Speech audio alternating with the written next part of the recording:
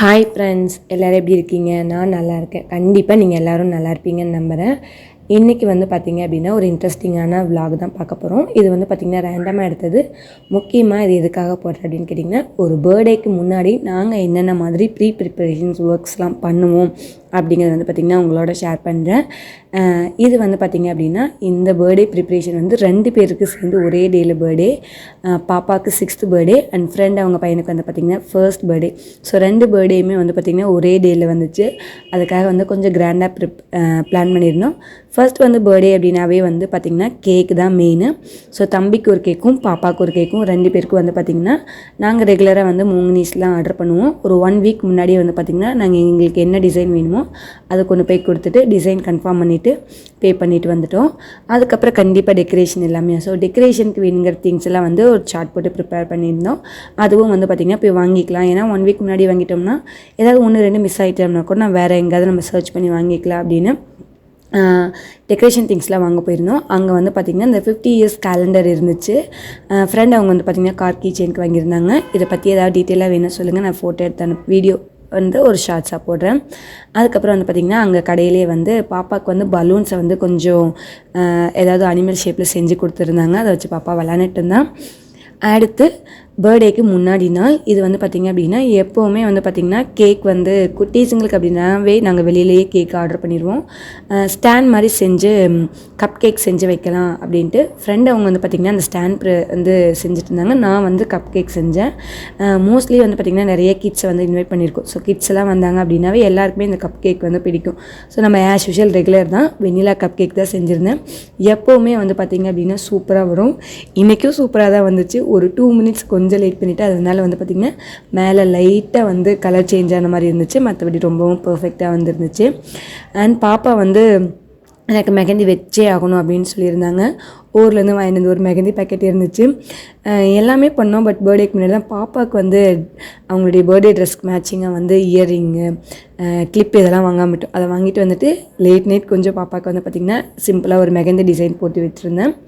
And வந்து mostly நாங்கள் எவ்வளோ பேர் இன்வைட் பண்ணியிருந்தாலும் ஃபுட்டு ஃபுல்லாகவே வந்து பார்த்திங்கன்னா நாங்கள் வீட்டில் தான் ப்ரிப்பேர் பண்ணுவோம்.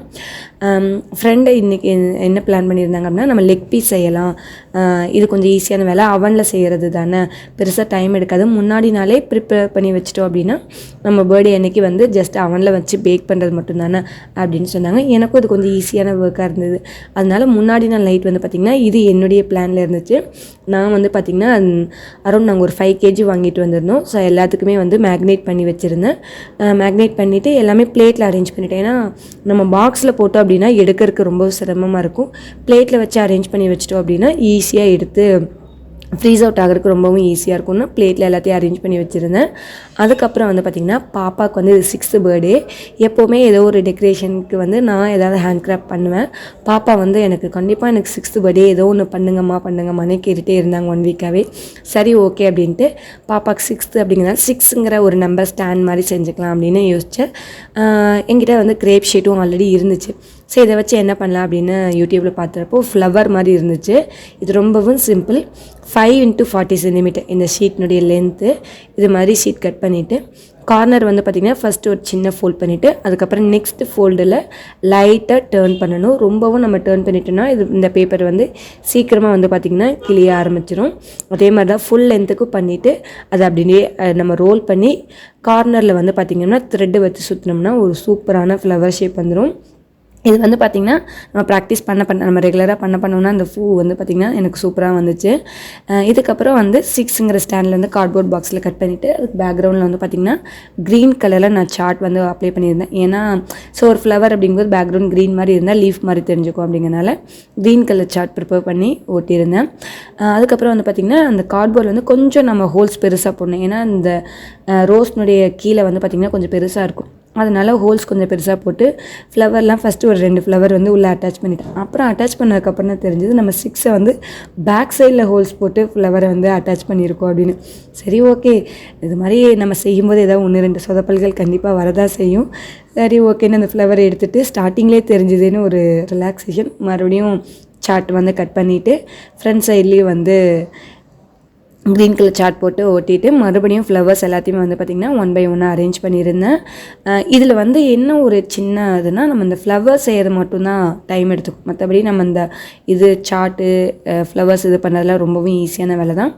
ரொம்பவும் சூப்பராக அழகாக வந்து இருந்துச்சு. இது கேக்குக்கு பக்கத்தில் வைக்கிற மாதிரி செஞ்சுருந்தேன். இந்த விலாக் வந்து பார்த்திங்கன்னா நான் இதோட முடிச்சுக்கிறேன். நெக்ஸ்ட் ஒரு இன்ட்ரெஸ்டிங்கான வீடியோவில் உங்களை மீட் பண்ணுறேன். டாட்டா பாய்.